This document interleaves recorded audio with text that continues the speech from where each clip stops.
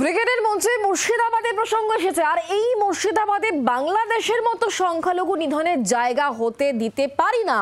এলাকা ভিত্তিক নজরদারি কমিটি তৈরি করতে হবে। কেন শুধু মুর্শিদাবাদে দাঙ্গা? কেন খুন হতে হলো হরগোবিন্দ দাস, চন্দন দাসকে? এই প্রশ্ন মোহাম্মদ সেলিমের। মুর্শিদাবাদ প্রসঙ্গ তুলেছেন সিটু নেতা অনাদি সাহুও।